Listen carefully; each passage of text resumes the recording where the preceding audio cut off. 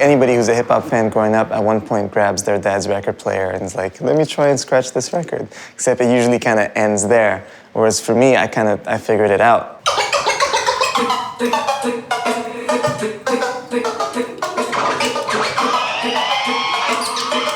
One of the early records that I used to try to learn how to scratch on was this 45, like red vinyl copy of Beastie Boys' Sure Shot. So even with this consumer-grade kind of turntable that has this motor that's very weak, with a light little 45, I was able to scratch it and it sounded a little bit more how it was supposed to be.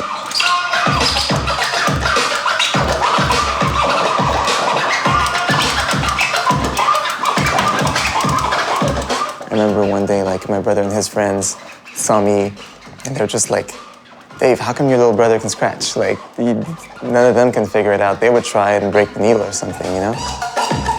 And I started to practice, like, every day. I would just come home straight from school, and then that's been my life for 18 years since.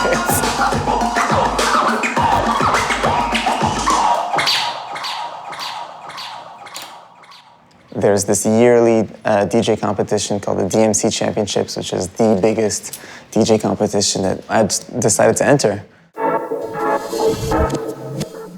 And from there, it took me to the World Finals, like just a few weeks later.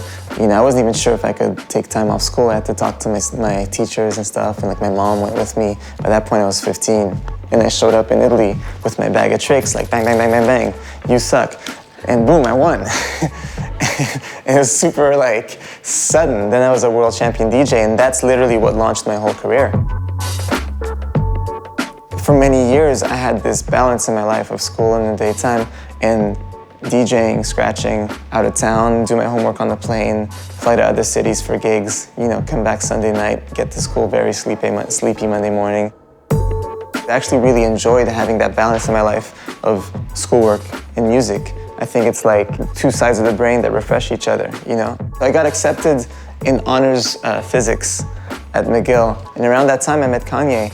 He took me on tour, so I missed one semester because I had to leave for like 2 months, and then I came back and did another semester. And then we did another tour.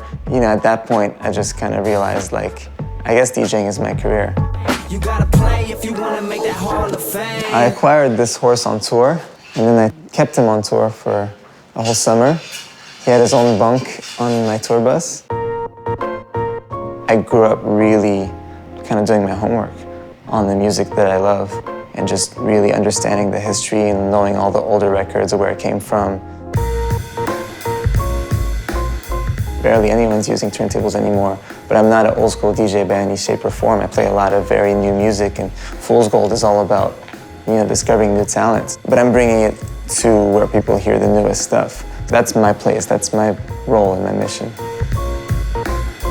A lot of the aesthetic concern with Fool's Gold goes into the details. So this wallpaper is Fool's Gold wallpaper. This is a compilation that we put out. It's called Lucy's, and the record itself is a cigarette-shaped USB. We also make socks. Just recently I got to talk to this like legend of New York graffiti, this super dope graph writer. This sort of mutual respect conversation, like, I like what you do, I like what you do. And so then, like, you know, in the blink of an eye, it's like, cool, let's do a t-shirt. You know, he drew this really cool thing. And yeah, track became Trizzy a long time ago. I'm really fond of those kinds of little connections, you know, it's like lightning in a bottle moments. The store here is just the sort of nucleus of a bigger picture for Fool's Gold, whether it be the record label side of things or the lifestyle side of things, because we make merch and clothes, we throw events. This is an EP that I put out 2 years ago, and that's my face on toast. The reason I hustle this hard is because I love what I do. Like, DJing is my cause, like literally, like, you know, I'm an activist for DJing. When someone signs to Fool's Gold, they're not dealing with some guy in a cubicle or a suit or whatever. They're dealing with people with the same perspective as them. I make music too, obviously, so when I approach an artist, there's this sort of like kinship that you might not get at a bigger label, where it's a sort of like you versus them dynamic. We're all just trying to do the same thing, and we grow together, you know? Like when we signed Kid Cudi a couple of years ago, and his song blew up, that helped us blow up, and vice versa. I've gotten more used to like just picking up the phone and calling, you know, guys who I think have a lot of potential and just checking in on them, encouraging them and giving them some perspective. It's really important to me to be like very reachable. This guy, Black Atlas from Montreal, is really dope. He's a singer and songwriter, producer. He does everything himself. He's got a great voice.